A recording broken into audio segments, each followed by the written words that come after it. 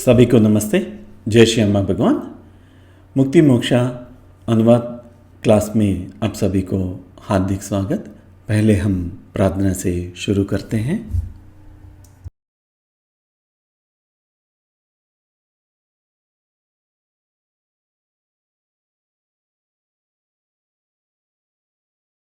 ओम सच्चिदानंद परब्रह्मा पुरुषोत्तमा परमात्मा श्री भगवती समेत श्री भगवते नमः।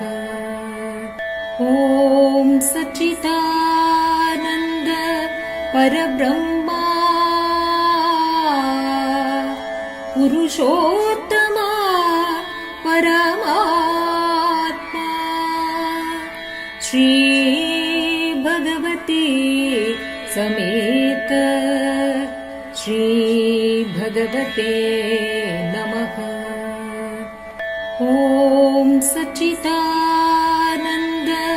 परब्रह्मा पुरुषोत्तमा परमात्मा श्री भगवती समेत श्री भगवते नमः।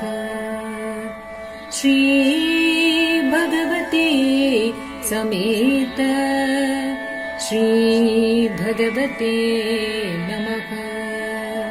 श्री भगवती समेत श्री भगवते नमः। श्री भगवते नमः। श्री भगवते नमः। ओम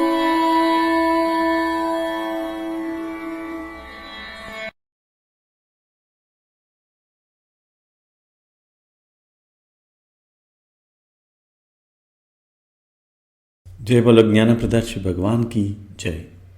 पहला प्रश्न।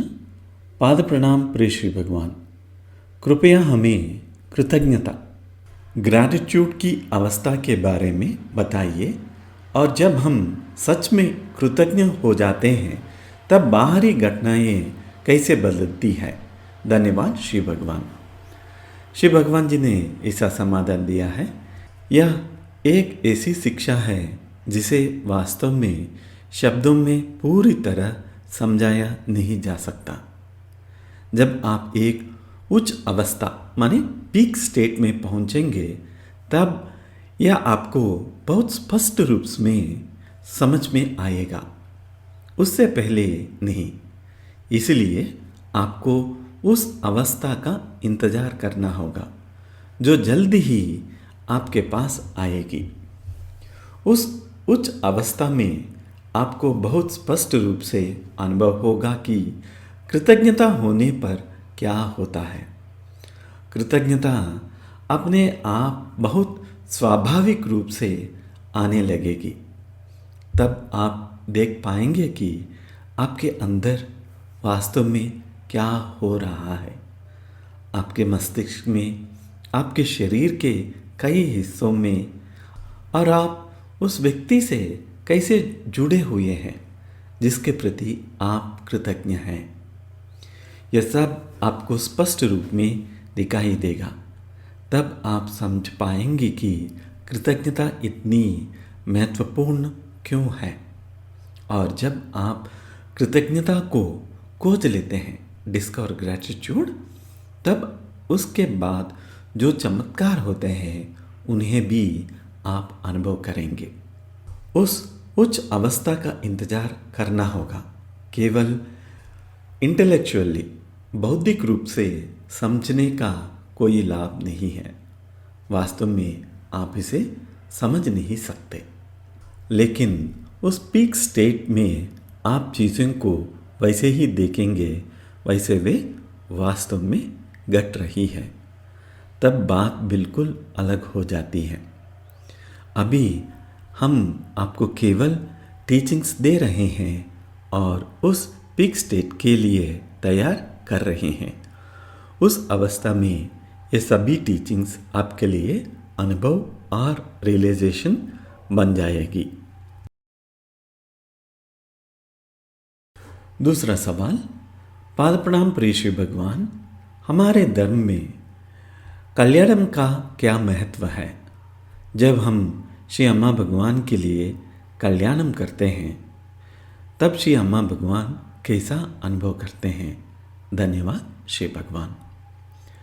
श्री भगवान जी का समाधान, जब आप कल्याणम करते हैं या उसमें भाग लेते हैं तब आपकी मनस्थिति, मूड बदल सकती है, आपके विचार बदल सकते हैं और उसके कारण आपके जीवन में कुछ अच्छी बातें होने लग सकती हैं।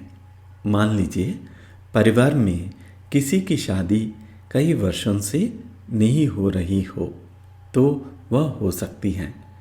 आप घर खरीदने की इच्छा रख रहे हो तो वह भी संभव हो सकता है। आपकी कई अधूरी इच्छाएं केवल इसीलिए पूरी हो सकती हैं क्योंकि आपकी मनस्थिति, मूड बदल जाती है। जैसे जैसे आप इस कार्यक्रम में भाग लेते हैं आपकी मनस्थिति बदल सकती है और जब वह बदलती है तब चीज़ें घटित होने लगती है। अगला प्रश्न, पाद प्रणाम प्रिय श्री भगवान, कहा जाता है कि फेथ, श्रद्धा पर्वतों को भी हिला सकती है। फेथ कृपा को तेज करती है। कोई व्यक्ति मजबूत श्रद्धा कैसे विकसित कर सकता है? फेथ और बिलीफ, श्रद्धा और विश्वास में क्या अंतर है? धन्यवाद श्री भगवान। श्री भगवान जी ने ऐसा समाधान दिया है, बिलीफ केवल मन की एक गतिविधि है जो आपने दूसरों से सुना, चर्चा की या पढ़ा, उसके आधार पर बनती है या आपके अपने अनुभव पर आधारित नहीं होता। लेकिन फेथ, श्रद्धा आपके अनुभव पर आधारित होती है। जब तक आपको पीक स्टेट प्राप्त नहीं होती तब तक आप केवल विश्वास के आधार पर, बिलीफ के आधार पर ही चल सकते हैं। एक बार जब आपको पीक स्टेट मिल जाती है तब बिलीफ नहीं रहता, केवल फेथ, श्रद्धा रह जाती है। पीक स्टेट में आप अम्मा भगवान से दूसरे लोक में मिलते हैं। तब आपको पता चलता है कि हम कौन हैं। तब कहानी बिल्कुल अलग हो जाती है। उससे पहले सब केवल बिलीफ किया विषय है। उसने देखा, उसने अनुभव किया, इसलिए ये सच होगा। देखिए, अभी आप केवल इसी तरह काम कर सकते हैं। आप थोड़ा तर्क लगाते हैं, वहाँ वह चमत्कार हुआ, यहाँ यह चमत्कार हुआ, इसलिए यह सच होना चाहिए। लेकिन पीक स्टेट में आप सीधे अम्मा भगवान से मिलते हैं, आमने सामने, अपोजिट, एक से एक। दूसरे लोक में होता है, भूलेख में नहीं। वहाँ आप उसने मिलते हैं तब आपको पता चलता है कि अम्मा भगवान कौन है, क्या है, या ब्रह्मांड क्या है। सब कुछ बहुत स्पष्ट हो जाता है। सबसे महत्वपूर्ण बात, तब आप देखते हैं कि ब्रेन कॉन्शियसनेस, चेतना को पैदा नहीं करता, मस्तिष्क अवेयरनेस को पैदा नहीं करता। चेतना और अवेयरनेस केवल मस्तिष्क का उपयोग करती है। यह मूल सत्य है। सामान्य रूप से आप सब मानते हैं कि मस्तिष्क ही इन चीज़ों को पैदा करता है, लेकिन तब आपको अनुभव होता है कि यह पूरी तरह गलत और निरर्थक है। अवेयरनेस है, चेतना है, वही भिन्न मस्तिष्कों का उपयोग करती है। आपके मस्तिष्क का, बिल्ली का मस्तिष्क का, बाघ का मस्तिष्क का, लेकिन चेतना मस्तिष्क से उत्पन्न नहीं होती। ये सारी बातें आपको बहुत स्पष्ट हो जाती है और यह ब्रह्मांड वास्तव में क्या है यह भी स्पष्ट हो जाता है। समय क्या है यह स्पष्ट हो जाता है। स्थान या आकाश स्पेस क्या है यह भी स्पष्ट हो जाता है। तब आपको अनुभव होता है कि वास्तव में स्पेस और टाइम जैसा कोई चीज़ नहीं है। यह सब एक प्रकार की रचना फैब्रिकेशन है। इसका वास्तविक अस्तित्व नहीं है। इसे कैसे जाना चाहिए? इसके लिए आपको पीक स्टेट में जाना होगा। पीक स्टेट में आपको अम्मा भगवान से मिलना होगा, तब यह सब स्पष्ट हो जाएगा। इसीलिए उस अनुभव का इंतजार कीजिए और वह अवश्य होगा। अगला प्रश्न। पाद प्रणाम प्रिय श्री भगवान। भगवान, पिछले दर्शन में आपने कहा था कि जब हमारी इच्छाएं अनकॉन्शियस में प्रवेश कर जाती है तब वे अधिक शक्तिशाली बन जाती हैं। भगवान, हमारी इच्छा अनकॉन्शियस में कैसे प्रवेश करती है? धन्यवाद श्री भगवान। श्री भगवान जी ने ऐसा समाधान दिया है। यदि आप बहुत प्रसिद्ध और सफल लोगों को देखें तो आप एक बात नोटिस करेंगे। वे किसी चीज़ को सीखते हैं, समझते हैं और फिर उसे बार बार दोहराते रहते हैं। दोहराना, repeating, first time, second time, 4 times, 5 times लगातार दोहराते रहते हैं। ऐसा करते करते एक समय आता है जब वह चीज़ अवचेतन मन में, अनकॉन्शियस मन में प्रवेश कर जाती है। दोहराव ही मुख्य अंश है। जैसे आप किसी मंत्र का लगातार जप करते हैं, वैसे ही मंत्र भी अनकॉन्शियस में प्रवेश करता है। फिर वह काम करना शुरू करता है। लगातार जप करते जाइए, वह भीतर प्रवेश कर जाता है। लेकिन लोगों में उतनी परसिस्टेंस, निरंतरता नहीं होती। मुख्य बात है दोहराव, बार बार दोहराइए। फिर एक छोटा सा अंतर आता है और अचानक वह अनकॉन्शियस में प्रवेश कर जाता है और तब वह कार्य करने लगता है। मेरे पास एक वास्तविक उदाहरण है। एक सज्जन थे, इंजीनियर थे और जब करने में अच्छे थे। उनके 2 बहनें थी। मुझे ठीक से याद नहीं थी, यह बहुत वर्ष पहले की बात है, जिनकी शादी करनी थी, लेकिन आर्थिक समस्या थी, इसलिए वे मेरे पास आए। मैंने कुछ देर सोचा, फिर मैंने उनसे पूछा, क्या आपको बुरा लगेगा? क्योंकि वे बहुत ऑर्थोडॉक्स व्यक्ति थे। उन्होंने कहा, नहीं, मुझे कुछ भी बुरा नहीं लगेगा। यदि यह मेरे लिए भले के लिए है तो मैं तैयार हूँ। तब श्री भगवान जी ने कहा, उस मंत्र को छोड़ दीजिए, उसकी जगह आप तमिल में एक शब्द दोहराइए, पणम पणम पणम। पणम का अर्थ है पैसा। उन्होंने कहा, ठीक है, मैं करूँगा। उन्होंने शुरू किया और लगभग 1 महीने तक लगातार करते रहे। अब मुझे ठीक से याद नहीं, बहुत वर्षों पहले की बात है। वे लगातार कहते रहे, पणम पणम। वह अनकॉन्शियस मन में प्रवेश किया। फिर उनकी कंपनी में कुछ हुआ और उन्हें बहुत बड़ी धनराशि मिली। उनकी बहनों की शादी हो गई, उनका काम हो गया। किसी कारण में सामान्य मंत्र उनके लिए काम नहीं कर रहा था, लेकिन यह शब्द पणम काम कर दिया, क्योंकि वे उसे लगातार दोहरा पाए जब तक कि वह भीतर प्रवेश नहीं किया। इसलिए रिपीटिशन बहुत बहुत महत्वपूर्ण है। लगातार दोहराते जाइए, तब वह जिस भी चीज़ को चाहते हैं उसमें निपुण चैंपियन बन सकते हैं। जय बोलो ज्ञान प्रदाता श्री भगवान की जय। अगला प्रश्न। पाद प्रणाम श्री भगवान। अगले महीने सत्यलोक में होने वाले सहस्रनाम होम का क्या महत्व और विशेषता है। इस होम में हमें कौन से विशेष उपहार प्राप्त हो सकते हैं? धन्यवाद श्री भगवान। श्री भगवान जी ने ऐसा समाधान दिया है।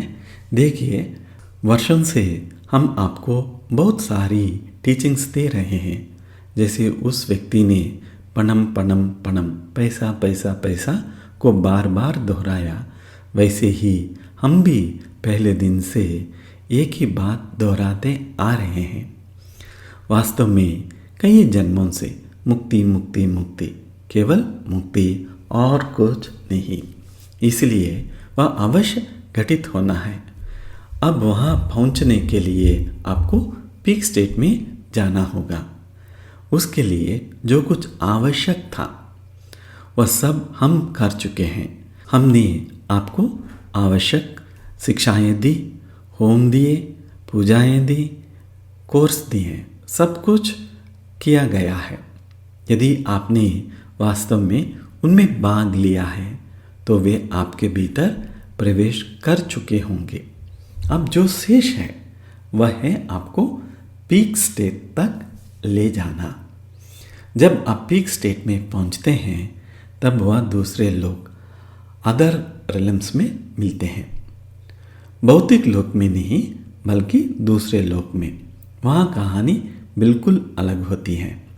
मान लीजिए उस दूसरे लोक में हम ब्रह्मांड की शुरुआत के बारे में बात करना चाहें तो आप स्वयं जाकर देख सकते हैं कि ब्रह्मांड कैसे शुरू हुआ। इसलिए जब जो कुछ बाकी है वह है आपको पीक स्टेट तक पहुंचाना। अब हम जो भी करेंगे उसका उद्देश्य आपको पीक स्टेट के लिए तैयार करना होगा। इसलिए अब ये होम अधिक से अधिक आपको पीक स्टेट के लिए तैयार करने पर केंद्रित होंगे। वास्तव में सभी कार्यक्रम का उद्देश्य यही होगा, विशेष रूप से होमों का। पीक स्टेट में हमें आपके लिए बहुत कुछ करना है, इसलिए हम आपको तैयार कर रहे हैं। आपको भी अपना ध्यान मुक्ति पर केंद्रित करना होगा। जैसे जैसे आप ध्यान मुक्ति पर केंद्रित होगा वैसे वैसे इहम की जीवन की बातें बहुत आसानी से संभाली जा सकेगी, लेकिन हमारा मुख्य ध्यान मुक्ति पर होगा, अन्यथा जीवन व्यर्थ है। ऐसा श्री भगवान जी ने समाधान दिया है। अगला प्रश्न। पाद प्रणाम प्रिय श्री भगवान। अवतार अम्मा भगवान, परमात्मा अम्मा भगवान और पुरुषोत्तम अम्मा भगवान में क्या अंतर है? धन्यवाद श्री भगवान। श्री भगवान जी ने इसे समाधान दिया है। पुरुषोत्तम अम्मा भगवान जो भी आपसे बात कर रहे हैं, जो भौतिक शरीर के साथ इस भौतिक लोक में है, वही पुरुषोत्तम अम्मा भगवान है। अवतार अम्मा भगवान वास्तव में दूसरे लोक में घटित होते हैं, इस लोक में नहीं, जैसे लोग सामान्य रूप से समझते हैं। अवतार दूसरे लोक में प्रकट होता है और वही से कार्य करता है। परमात्मा अम्मा भगवान परम ज्योति है, पूर्ण ज्योति स्वरूप में जो सृष्टि के आरंभ से ही विद्यमान है, वही परमात्मा है। फिर दूसरे लोक में अवतार लेना होता है, वहाँ बहुत सारे लोक हैं। तो उस दूसरे लोक में हम किसी प्रकार से प्रकट होते हैं। इसे जन्म नहीं कह सकते, लेकिन हम वहाँ उदित होते हैं और फिर भूलोक में कुछ कार्य करने के लिए हमें पुरुषोत्तम के रूप में आना पड़ सकता है। अगला प्रश्न। पाद प्रणाम प्रिय श्री भगवान। कृपया भगवान नियम में होने वाले भक्ति ज्ञान यज्ञ और सत्यलोक में होने वाले भक्ति ज्ञान यज्ञ का महत्व समझाइए। इसमें भाग लेने वालों को क्या लाभ प्राप्त हो सकते हैं? धन्यवाद श्री भगवान। श्री भगवान जी ने ऐसा समाधान दिया है। देखिए, ये सभी यज्ञ, भक्ति ज्ञान यज्ञ 1, 2 सब आपको पीक स्टेट के लिए तैयार कर रहे हैं। पीक स्टेट में आपको हमसे, अम्मा भगवान से बात करनी होगी, तब आपको उन बातों की स्पष्टता दी जाएगी जो भूलोक में नहीं दी जा सकती, क्योंकि हमें आपको उनका अनुभव देना होता है। हमें आपको बहुत सारे अनुभव देने हैं, तभी आप जीवन मुक्त बनेंगे। वही आपकी अगली विकास अवस्था, नेक्स्ट लेवल ऑफ ग्रोथ है। इसलिए ये यज्ञ आपको उसी के लिए तैयार कर रहे हैं। हम जो कुछ भी कर रहे हैं उसका केवल एक ही लक्ष्य है, मुक्ति। आपको उसके लिए तैयार करना और कुछ नहीं। अगला प्रश्न। पाद प्रणाम प्रिय श्री भगवान। बचपन से हमें अलग अलग कारणों के लिए विभिन्न देवताओं की पूजा करना सिखाया गया, लेकिन पिछले मुक्ति मोक्षा क्लास में श्री भगवान जी ने कहा कि विंडो शॉपिंग मत करो और एक ही भगवान पर ध्यान केंद्रित करो। मैं अपने आप को दोषी महसूस कर रही हूँ, क्योंकि मैं प्रतिदिन श्लोकों का जप और पूजा करती रही हूँ। अब यदि मैं यह सब बंद कर दूँ तो क्या होगा? जबकि मुझे श्री अम्मा भगवान पर अत्यंत श्रद्धा और मैं लगभग 30 वर्षों से धर्म का पालन कर रही हूँ। कृपया इस विषय में अधिक स्पष्टता दीजिए कि आपका क्या अर्थ था और हमें क्या करना चाहिए। धन्यवाद श्री भगवान। श्री भगवान जी ने ऐसा उत्तर दिया है, आप जो कर रहे हैं उसे जारी रख सकते हैं। आपको अपने देवताओं को बदलने या अपनी पूजा बदलने की आवश्यकता नहीं है। कृपया उसे जारी रखें। आपको केवल एक बात स्पष्ट रूप से जाननी चाहिए, चाहे आप इस भगवान की पूजा करें या उस भगवान की, सभी भगवान केवल अम्मा भगवान ही है। यह बात आपके भीतर स्पष्ट होनी चाहिए, तब कोई समस्या नहीं है। लेकिन यदि आप सोचते हैं कि वे अलग है, कि वे कुछ अलग कर सकते हैं और अम्मा भगवान अलग है, तब आपके साथ कुछ नहीं होने वाला। तब जिस भगवान की आप पूजा करते हैं वह भी आपको छोड़ देगा और अम्मा भगवान भी आपको छोड़ देंगे। लेकिन यदि आप जानते हैं कि सब एक ही है, तब कोई समस्या नहीं है। यदि आप मानते हैं कि वे अलग अलग हैं तो उसके पीछे कारण है, लेकिन अंततः यह सब आपको पीक स्टेट में रोक देगा। हम आपको पीक स्टेट के लिए तैयार कर रहे हैं। आपको वहाँ सफल होना है। यदि आप इस प्रकार की विंडो शॉपिंग करते रहेंगे और इन सब बातों में उलझे रहेंगे तो आपके साथ कुछ नहीं होगा। आपका जीवन व्यर्थ हो जाएगा। जो लोग केवल विंडो शॉपिंग करते रहते हैं उनके लिए कोई आशा नहीं है, कोई अवसर नहीं है। इसलिए हम इसे बार बार दोहरा रहे हैं। हम केवल लगभग 81,000 लोगों की आशा कर रहे हैं। उतने लोगों के साथ कार्य पूरा हो जाएगा, मानव जाति का कार्य पूर्ण हो जाएगा। लेकिन यदि किसी तरह आपको अनुभव हो कि सब एक ही है, तब कोई समस्या नहीं है। यदि आपको लगता है कि वे अनेक हैं तो आप वैसे ही जारी रख सकते हैं, बस इतना ही। लेकिन तब आपको पीक स्टेट प्राप्त नहीं होगी, उसे प्राप्त करने की कोई संभावना नहीं होगी। ऐसा श्री भगवान जी ने समाधान दिया है। अगला प्रश्न। पाद प्रणाम प्रिय श्री भगवान। 2 टीचिंग्स। एक टीचिंग है आपके विचार आपके अपने नहीं है, your thoughts are not your thoughts. और दूसरी टीचिंग है हर विचार शब्द और कर्म के परिणाम होता है। यदि विचार हमारे अपने नहीं हैं तो फिर उनके परिणाम हमें कैसे मिलते हैं? धन्यवाद श्री भगवान। श्री भगवान जी ने ऐसा समाधान दिया है, इसे समझाया नहीं जा सकता। आपको इसे घटित होते हुए देखना होगा या पीक स्टेट में होगा। पीक स्टेट में आप देखेंगे कि विचार कैसे उत्पन्न होते हैं, कैसे आते हैं और फिर उनके क्या परिणाम होते हैं। यह सब आप स्वयं देखेंगे। आपको केवल समझाने की प्रश्न ही नहीं, ऐसा कुछ नहीं किया जा सकता जिससे आपको केवल बौद्धिक रूप से इंटेलेक्चुअली समझ आ जाएगा। आपको इसे वास्तव में घटित होते हुए देखना होगा। जब हम कहते हैं कि विचार आपके अपने नहीं है, तब आपको वास्तव में विचारों को अपने भीतर आते हुए देखना होगा। वास्तव में विचार बाहर से आपके भीतर आते हैं, आपको उसे देखना होगा। जैसे मैंने कहा था, ब्रेन चेतना को उत्पन्न नहीं करता, ब्रेन अवेयरनेस को उत्पन्न नहीं करता, मस्तिष्क केवल उन्हें ग्रहण करता है। चेतना और अवेयरनेस मस्तिष्क का उपयोग करती है।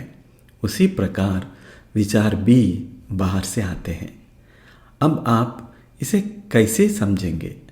आप वास्तव में विचार को देखेंगे। आप देखेंगे कि वे आपके भीतर प्रवेश कर रहे हैं, तभी आपको स्पष्टता मिलेगी। इसलिए उसके लिए प्रतीक्षा कीजिए। मुख्य बात केवल यह है कि हमें पीक स्टेट की ओर बढ़ना है। आपका पूरा ध्यान उसी पर होना चाहिए। मैं खुलकर नहीं कह रहा हूँ, लेकिन वास्तव में हर प्रोग्राम का उद्देश्य उसी की ओर है। ऐसे लोग हैं जिन्होंने वर्षों तक गंभीरता से धर्म में भाग लिया है और जो पीक स्टेट में पहुंच चुके हैं। आज वे असाधारण अवस्था में हैं, बिल्कुल असाधारण अवस्थाओं में हैं। हम विश्वास भी नहीं कर सकते हैं कि यह हो चुका है, यह पहले ही घटित हो चुका है और यह आपके साथ भी अवश्य होना चाहिए। अगला प्रश्न। पाद प्रणाम प्रिय श्री भगवान, सभी समस्याओं का वास्तविक कारण क्या है? धन्यवाद श्री भगवान। श्री भगवान जी ने ऐसा समाधान दिया है, सभी समस्याओं का वास्तविक कारण, इसे भी हमेशा की तरह आपको पीक स्टेट तक पहुंचने के बाद ही समझ में आएगा। वास्तविक कारण है अंदर का बच्चा, इनर चाइल्ड। आपके भीतर वह बच्चा है जिसके बारे में हम भक्ति ज्ञान में बात करते हैं। वही आपके सभी दुखों और समस्याओं के लिए जिम्मेदार है। आपकी जो पीड़ादायक अवस्था है उसके लिए भी वही जिम्मेदार है। आप यह कैसे जानेंगे? पीक स्टेट में। पीक स्टेट में आप उस इनर चाइल्ड के सामने फेस टू फेस होंगे, आमने सामने होंगे। तब आपको पता चलेगा, हाँ यही है। यही आपके लिए सारी उलझने और गड़बड़ियों पैदा कर रहा है। तब आप कई बातों के बारे में सोचेंगे, मेरा पास्ट लाइफ क्या है, मेरा कर्मा क्या है। लेकिन जब आप उस बच्चे को देखेंगे तब सब कुछ अलग हो जाएगा। सब कुछ उस बच्चे में जाकर जुड़ता है। 10,000 साल पहले जो कुछ भी हुआ वह सब उस बच्चे में मौजूद है। वही बच्चा आपकी सभी समस्याओं के लिए जिम्मेदार है। वही शरारत करने वाला है, मिस्चिफ मेकर है। अन्यथा हर बच्चा एनलाइटेंड पैदा होता है। यदि आप किसी नवजात बच्चे को ध्यान से देखें तो पाएंगे कि उसकी आंखें हमारी आंखों की तरह इधर उधर नहीं घूमती। इसमें थोड़ा समय लगता है। जब उसकी आंखें चीज़ों को ध्यान से देखना और उनका पीछा करना शुरू करती है, तब वह भीतरी बच्चा इनर चाइल्ड जन्म ले चुका है। उससे पहले बच्चा एनलाइटेंड होता है, लेकिन फिर वह अवस्था खो जाती है। उस बच्चे का उदय ही सेल्फ की शुरुआत है। साइकोलॉजिकल सेल्फ, मनोवैज्ञानिक सेल्फ का जन्म। बायोलॉजिकल सेल्फ का नहीं, वह अलग बात है। अब हमें उसी सेल्फ को संभालना है। कहाँ? पीक स्टेट में। यह MM क्लास B केवल उसी की तैयारी है, आपको पीक स्टेट तक ले जाने के लिए। अगला प्रश्न। पाद प्रणाम प्रिय श्री भगवान, एनलाइटनमेंट जीवन मुक्ति क्या है? धन्यवाद श्री भगवान। श्री भगवान जी ने ऐसा समाधान दिया है, एनलाइटनमेंट दुख के अंत का नाम है। इसका क्या अर्थ है? दुख की किस कारण में पैदा होता है? दुख आपके सेल्फ और ईगो के कारण पैदा होता है। वही दुख पैदा कर रहे हैं। अब सेल्फ और ईगो को कौन बनाता है? आप में से कुछ लोग अब तक समझ गए होंगे। वह है इनर चाइल्ड। वह इनर चाइल्ड सेल्फ और ईगो को पैदा करता है। बहुत अहंकारी होता है। आप जानते हैं यह सब उसी बच्चे से आता है। ध्यान से देखिए, आप हमेशा सेल्फ सेंटर्ड रहते हैं। हर विचार, हर शब्द और हर कर्म में सेल्फ ही है। इसीलिए आप दुख में फंसे हुए हैं। यह दुख वह दुख की तरह तरह होते हैं। आपका जीवन उलझा हुआ है और दुनिया का जीवन भी उलझा हुआ है। मानवता पूरी तरह उलझन में है। आपके भीतर की समस्याएं सेल्फ पैदा करता है। परिवार में लोगों के साथ समस्या सेल्फ पैदा करता है। कार्यस्थल की समस्या सेल्फ, समुदाय की समस्या कारण सेल्फ, एक देश के भीतर की समस्या सेल्फ ही कारण है। देश से देश की समस्या वही सेल्फ है। वैश्विक समस्याएं सेल्फ और ईगो दोनों अलग है, लेकिन साथ साथ चलते हैं। आपकी व्यक्तिगत समस्या से लेकर वैश्विक समस्या तक सबका कारण सेल्फ और ईगो है। और आध्यात्मिक समस्या भी, उनमें भी सेल्फ और ईगो शामिल है। आप यह जानकर चौंक जाएंगे कि कई आध्यात्मिक गुरु सबसे बड़े स्पिरिचुअल ईगो वाले होते हैं। यदि आप स्पष्ट रूप से देख सके तो आप बहुत आश्चर्यचकित होंगे। जब तक आप एनलाइटन नहीं होते तब तक आप सेल्फ से मुक्त नहीं हो सकते, और सेल्फ के साथ ईगो भी बढ़ता रहता है। और अब तक आप समझ गए होंगे कि सेल्फ और ईगो दोनों का कारण वही इनर चाइल्ड है। वही बच्चा जिम्मेदार है, और वह बच्चा हजारों वर्ष का इतिहास अपने भीतर लिए हुए है। तो पीक स्टेट में हम क्या करेंगे? हम आपके उस बच्चों को टुकड़े में तोड़ देंगे, पूरी तरह तोड़ देंगे, और फिर उसे उड़ा देंगे। आपका बच्चा चला जाएगा, बच्चा समाप्त हो जाएगा। तब आप पूरी तरह स्वतंत्र होंगे, मुक्त हो जाएंगे। फिर कोई सेल्फ नहीं रहेगा, कोई ईगो नहीं रहेगा। जिन लोगों को हमने आपको दिखाया था, जो बहुत महान अवस्था में थे, वो एनलाइटेंड थे। यदि आप उन्हें ध्यान से देखें तो पाएंगे कि उनमें कोई सेल्फ नहीं है, कोई ईगो नहीं है। हम आपको उस प्रकार की नॉन फंक्शनल अवस्था में नहीं डालेंगे जब तक कि आप स्वयं विशेष रूप से ऐसा ना चाहे। उसके बिना भी आपको सेल्फ और ईगो से मुक्त होंगे, वे समाप्त हो जाएंगे। बल्कि आप बहुत एक्टिव, सक्रिय और डायनेमिक हो जाएंगे। यदि हम आपको उस अवस्था में डाल दें तो आप सब भाग जाएंगे। इसलिए हम ऐसा नहीं करेंगे। आपको उससे डरने की आवश्यकता नहीं है। ऐसा शिव भगवान जी ने समाधान दिया है। अगला प्रश्न, पाद प्रणाम प्रिय श्री भगवान, एनलाइटनमेंट क्यों महत्वपूर्ण है? धन्यवाद श्री भगवान। यदि आप एनलाइटन नहीं होते तो आपका जीवन व्यर्थ है।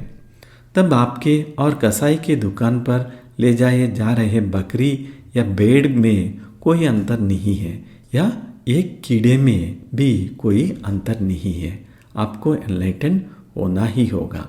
तब आप वास्तव में जीना शुरू करते हैं। तब आपको पता चलता है कि जीना क्या होता है। अभी आपको पता ही नहीं है कि जीना क्या है। केवल पीक स्टेट के बाद जब आप एनलाइटन हो जाते हैं, क्योंकि हम आपके भीतर के चाइल्ड को नष्ट कर देते हैं, तब आप एनलाइटन बनते हैं। तब आपको पता चलता है कि जीना क्या होता है। अन्यथा आपको कोई अंदाजा नहीं कि जीना क्या है। तो फिर जीने का क्या अर्थ है? केवल अस्तित्व बनाए रखना, वही आपका डर है। आपके भीतर कितने सारे डर हैं। मृत्यु का डर है, जबकि मृत्यु स्वयं एक बहुत सुंदर अनुभव है, लेकिन आप मृत्यु से भयभीत हैं और जीवन से चिपके रहते हैं।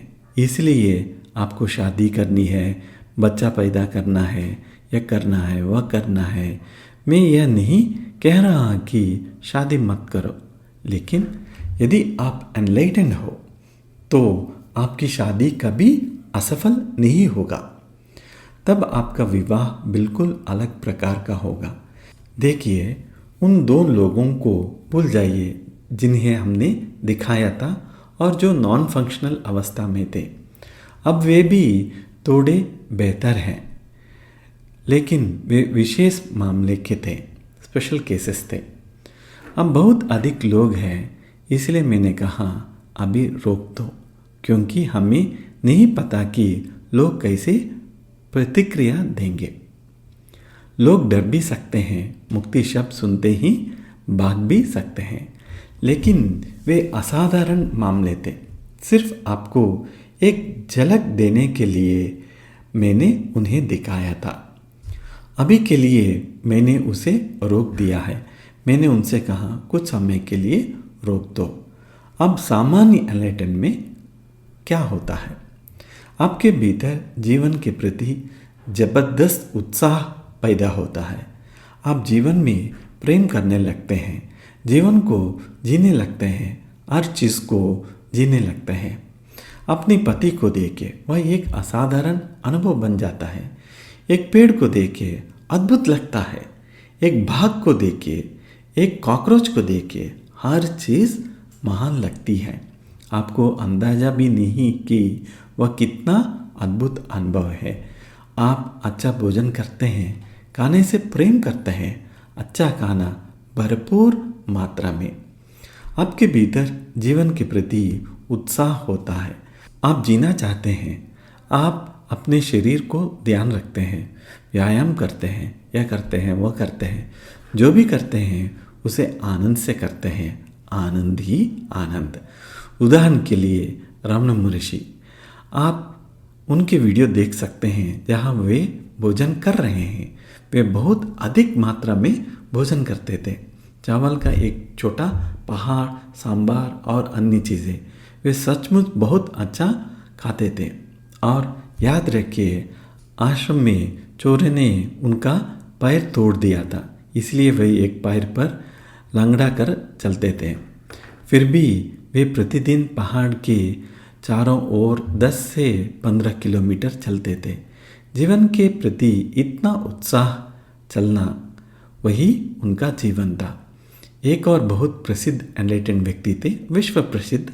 मैं उनका नाम आपको नहीं बता रहा हूँ। सामान्यतः हम इडली, डोसा, पोंगल या पूरी जैसे एक दो चीज़ खाते हैं, लेकिन वह सज्जन पूरी तरह एनलाइटेंड।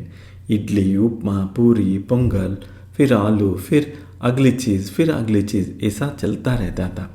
पूरा करने में 1.5 घंटा लग सकता था। इतनी सारी चीज़ें और हर चीज़ को पूरी तरह आनंद लेकर खाना। इडली खाते हुए आनंद, पूरी खाते हुए आनंद, पूरा आनंद। फिर भी पेट नहीं निकाला, कुछ नहीं, कठोर व्यायाम। 97 ईयर्स तक जिए, पूरी तरह स्वास्थ्य। वे बस जीवन से प्रेम करते थे। चलना आनंद, व्यायाम आनंद, काम करना आनंद, खाना आनंद। एक बार कोई उनसे मिलने पोर्शे कार में आया था। उन्होंने पोर्शे कार के बारे में सुना था, शायद पहले कभी देखी नहीं थी। तो वे कार के चारों ओर घूमने लगे, उसे छूते हुए, पोर्शे पोर्शे कहते हुए कार को छूकर आनंद ले रहे थे। किसी और की कार, इतना आनंद। और उनके पास स्वयं मर्सिडीज बेंज की कार भी थी, किसी ने उन्हें उपहार में दे दी। वे खुशी खुशी बेंज चलाते थे, सच्चा आनंद। जैसे महात्मा गांधी बिरला के रोल्स रॉयस में जाते थे, वैसे ही वे उपहार में मिली बेंस में जाते थे। जीवन का पूरा आनंद ये एनलाइटेंड लोग हैं, वे सेंट्स नहीं हैं। वो बहुत स्पष्ट है, सेंट्स अलग होते हैं और सेजस अलग। हम आपको सेंट्स नहीं बना रहे हैं, आपको सेजस बना रहे हैं। सेजस वे हैं जो जीवन जीते हैं, जीवन का आनंद लेते हैं। अभी आप ना सेंट्स है ना एनलाइटेंड। आपकी स्थिति वास्तव में बहुत दयनीय है। मैं केवल इतना कह सकता हूँ, अयो पावम अंधो परिदापम। क्या करें? इसलिए मैं कहता रहता हूँ, मुक्ति मुक्ति मुक्ति। अभी आपका जीवन व्यर्थ है। यदि आप एनलाइटेंड नहीं होते तो जीवन व्यर्थ है, और यदि इसी तरह चलता रहा तो जल्द ही मानवता नष्ट हो जाएगी। विनाश तेजी से आ रहा है। आपका समाज बहुत बुरी स्थिति में है। समाज क्या है? एक दुखद अवस्था। क्यों? क्योंकि लोग एनलाइटेंड नहीं है।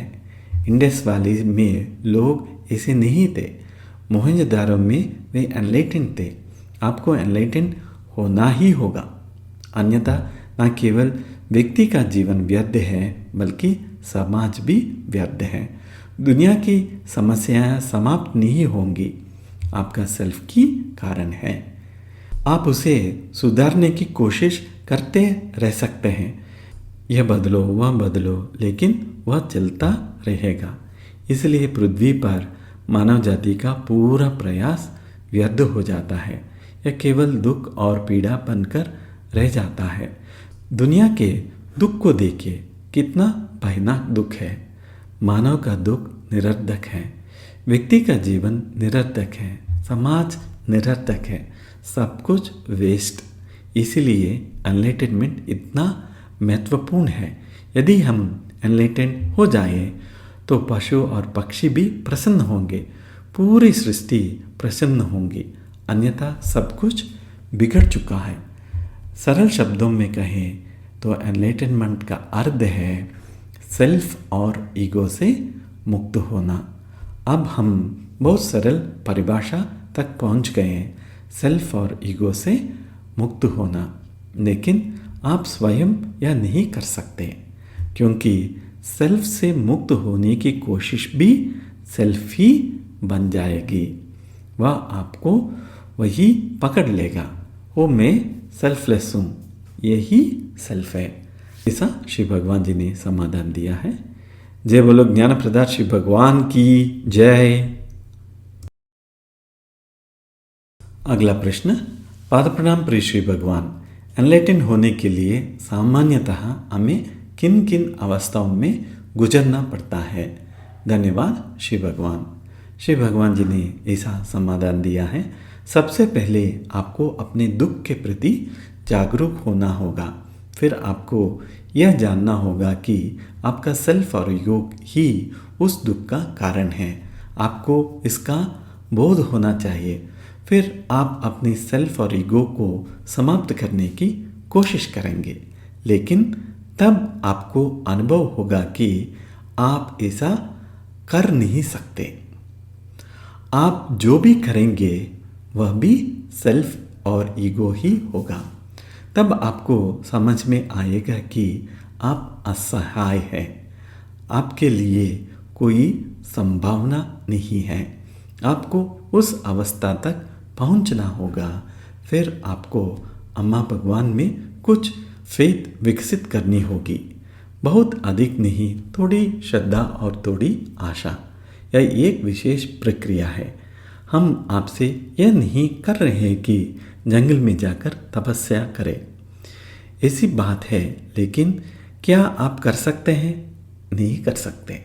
आपका परिवार है, नौकरी है, आप ऐसा नहीं कर सकते। आपके अपने सुख है, आप जंगल में जाकर तप नहीं कर सकते। जैसे ही बाघ की आवाज़ सुनेंगे वही मर जाएगा। बाघ को हमला करने का भी ज़रूरत नहीं पड़ेगा। क्या आप जंगल जा सकते हैं? नहीं। इसलिए हम आपको एक अलग मार्ग दे रहे हैं। यह मार्ग क्या है? पहले आप दुख के प्रति जागरूक होते हैं, फिर दुख के कारण के प्रति, फिर आपको पता चलता है कि आप कुछ नहीं कर सकते, फिर आप अम्मा भगवान में कुछ श्रद्धा और आशा विकसित करते हैं, फिर हम आपको पीक स्टेट में ले जाते हैं। पीक स्टेट में आप अम्मा भगवान को देखते हैं। भूलोक में आपने देखा है, लेकिन वह दूसरे लोक में, अदर रिलम्स में देखते हैं। उस दूसरे लोक में हम बहुत अलग होते हैं। तब आपको बिल्कुल कोई संदेह नहीं रहता कि हम कौन हैं। फिर हम बातचीत करते हैं। जैसे ही आप अनुभव करते हैं, आपके सारे प्रश्न समाप्त हो जाते हैं। तब तक प्रश्न है, आप पूछ सकते हैं और हम उत्तर देंगे। फिर हमारा कार्य शुरू होता है।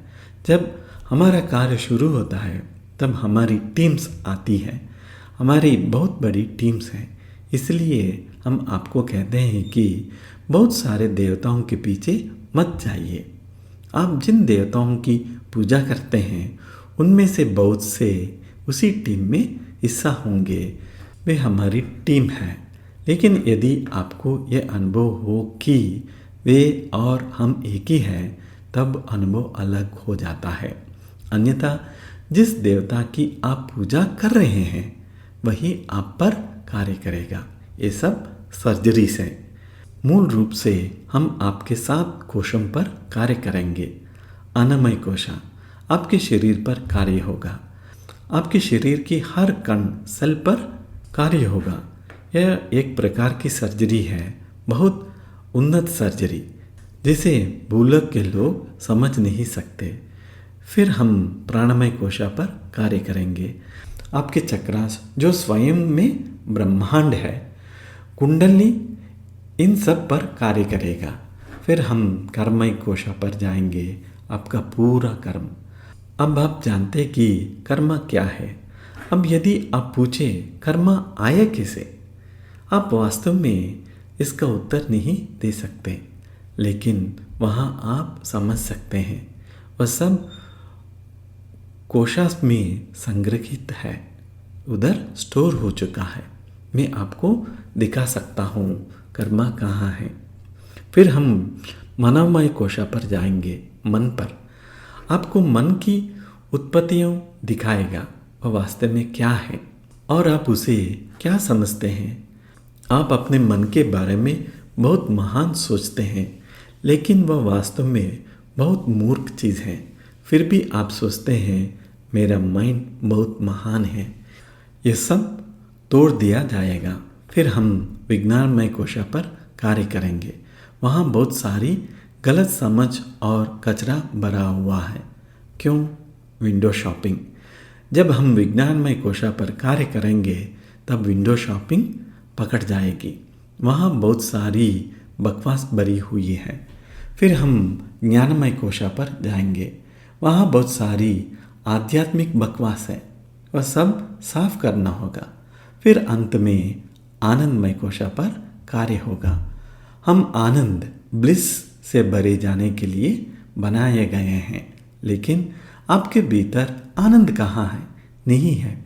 कभी कभी थोड़ा बहुत होता है। ब्लिस बॉडी को सक्रिय करना होगा। इन सब में सर्जरी शामिल है। टीम्स कार्य करेगी। टीम्स के नीचे और टीम्स होंगी। सब आप पर कार्य करेगा। यदि 100 लोग हैं, तो वे उन 100 लोगों पर कार्य करेगा। और अंत में परिणाम क्या होगा? आपका इनर चाइल्ड समाप्त हो जाएगा। आपकी सभी समस्याओं का कारण वही इनर चाइल्ड है। जब वह चला गया, सेल्फ चला गया, ईगो चला गया, तब आपको अनुभव होगा कि दूसरा व्यक्ति भी आप ही है।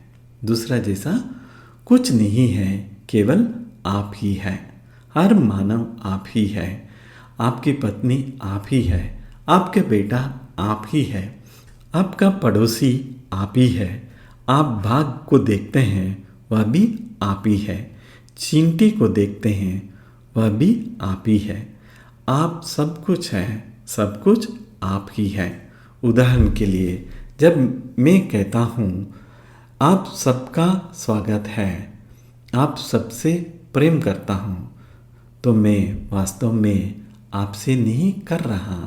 मेरे लिए आप जैसा कुछ नहीं है। मैं वही आप हूँ। जब आप मेरे अनुभव में आते हैं तो वह मेरा अपना ही स्वरूप है। मैं स्वयं का स्वागत कर रहा हूँ। लव यू मैं स्वयं से कह रहा हूँ। कोई अंतर नहीं है। ये देखना बहुत अद्भुत है। आप वास्तव में वही दूसरा व्यक्ति है। इसी प्रकार आप सब है। आपका पड़ोसी आप ही है। सड़क पर चलने वाला व्यक्ति आप ही है। यह आपका वास्तविक जीवन अनुभव बन जाएगा। वह अनुभव कैसे होगा इसकी आप कल्पना भी नहीं कर सकते। आप आनंद और ब्लिस से भर जाएंगे। तब आप अपने देश के प्राइम मिनिस्टर को देखकर ईर्ष्या नहीं करेंगे, क्योंकि वह भी आप ही है। यह एक जीवित अनुभव होगा। यदि आप और गहरी अवस्था में जाएं, तो आप यह भी जान सकते हैं कि वह क्या सोच रहा है और उस शरीर में क्या चल रहा है। वह भी संभव है। यही यात्रा समाप्त नहीं होती है। अब ब्रह्मांड के साथ एक हो जाता है। अहम ब्रह्मास्मि। ऐसा श्री भगवान जी ने समाधान दिया है। जय बोलो ज्ञान प्रदाता श्री भगवान की जय। अगला प्रश्न। पाद प्रणाम प्रिय श्री भगवान। एनलाइटन लोगों में सामान्यतः कौन कौन से गुण दिखाई देते हैं? धन्यवाद श्री भगवान। श्री भगवान जी ने ऐसा समाधान दिया है। सामान्यतः वे बहुत प्रसन्न रहते हैं। हाँ, जब वे किसी का दुख देखते हैं तो उससे प्रभावित भी होते हैं। जैसे मैंने उदाहरण दिया, अच्छा खाना, अच्छे से खेलना, अच्छे से व्यायाम करना और जो भी काम करना उसे पूरी तरह ध्यान से करना और उसका आनंद लेना। मान लीजिए आप कारपेंटर हैं तो कारपेंटर का काम पूरी तरह आनंद लेकर करेंगे।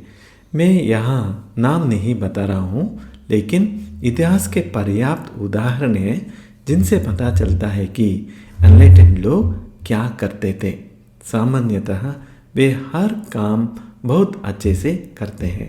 उनका पूरा ध्यान उसी काम में होता है, क्योंकि वे उसका आनंद ले रहे होते हैं। आप अपने काम का आनंद नहीं लेते, लेकिन एनलाइटन व्यक्ति अपने काम का आनंद लेता है। वह इलेक्ट्रीशियन हो सकता है, प्लम्बर हो सकता है, कारपेंटर हो सकता है, मैसन हो सकता है या कोई स्पेशलिस्ट। आप जो भी काम करते हैं एनलाइटन अवस्था में आप उस काम का आनंद लेते हैं।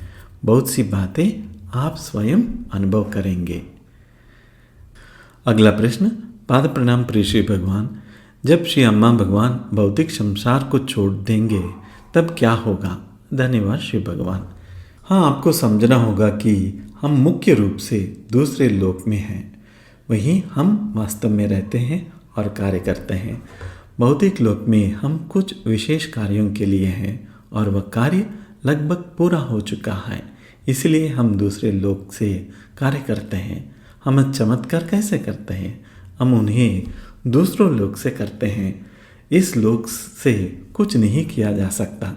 चमत्कार दूसरों लोक से ही करना पड़ता है, क्योंकि हम पृथ्वी पर किसी के लिए भी कहीं भी और किसी भी ग्रह पर ब्रह्मांड में कहीं भी कार्य कर सकते हैं। इसलिए स्पेस और टाइम की कोई सीमाएं नहीं है। इसलिए हम दूसरे लोक में रहकर और वहीं से कार्य कर रहे हैं। इसलिए आप जब भी चाहें, जहाँ भी चाहें, हम आपके लिए उपलब्ध हैं। इसलिए चमत्कारों के लिए हमारा भूलोक में होना महत्वपूर्ण नहीं है।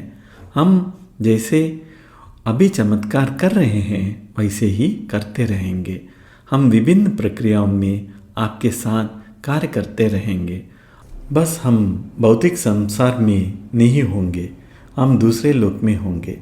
और जैसे जैसे आप पीक स्टेट में जाएंगे आप हमें उस दूसरे लोक में देखेंगे।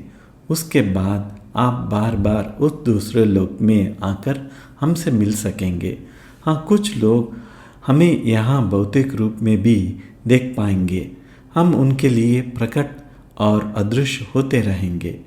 इसीलिए हम यहाँ भौतिक रूप में है या नहीं, इससे कोई फर्क नहीं पड़ता। जो कुछ भौतिक लोक में किया जाना था वह लगभग पूरी हो चुका है, इसलिए कोई समस्या नहीं है। कार्य चलता रहेगा, मुक्ति का कार्य चलता रहेगा।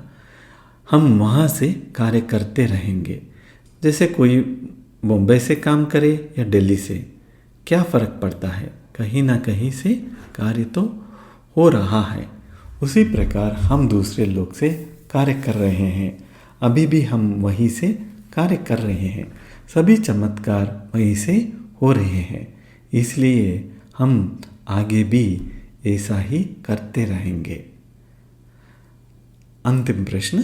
पाद प्रणाम प्रिय श्री भगवान, जब श्री अम्मा और श्री भगवान इस पृथ्वी को छोड़ देंगे तब इस कार्य को कौन आगे बढ़ाएगा?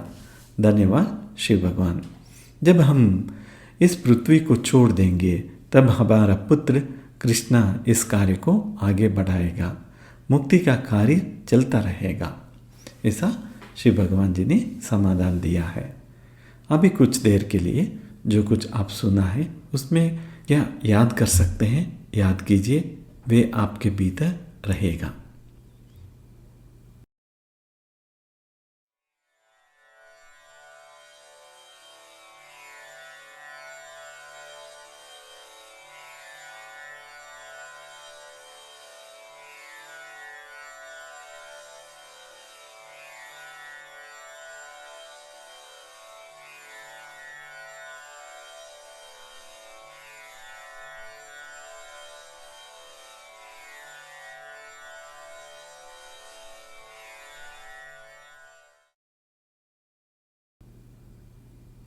अभी हम श्री भगवान जी को कृतज्ञता व्यक्त करते हैं।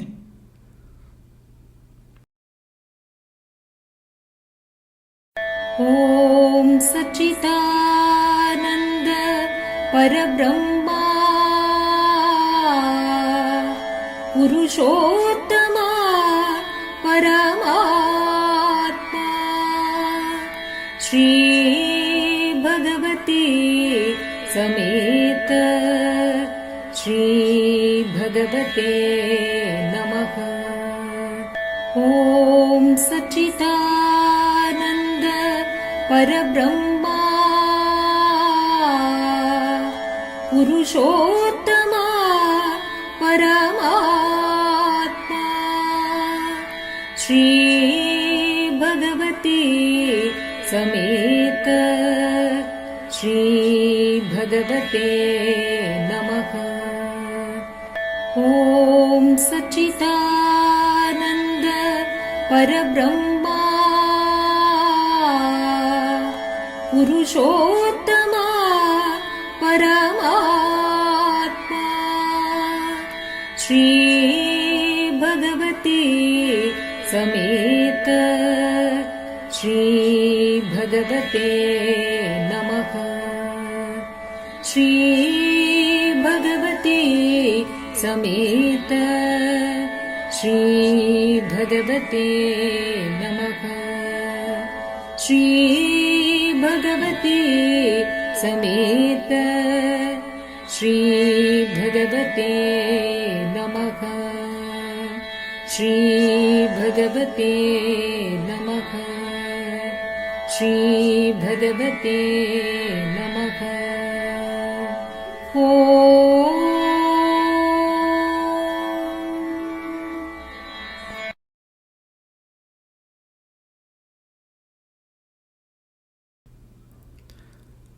इस क्लास में शामिल होने के लिए आप सभी को धन्यवाद। सभी को नमस्ते। जय श्री अम्मा भगवान।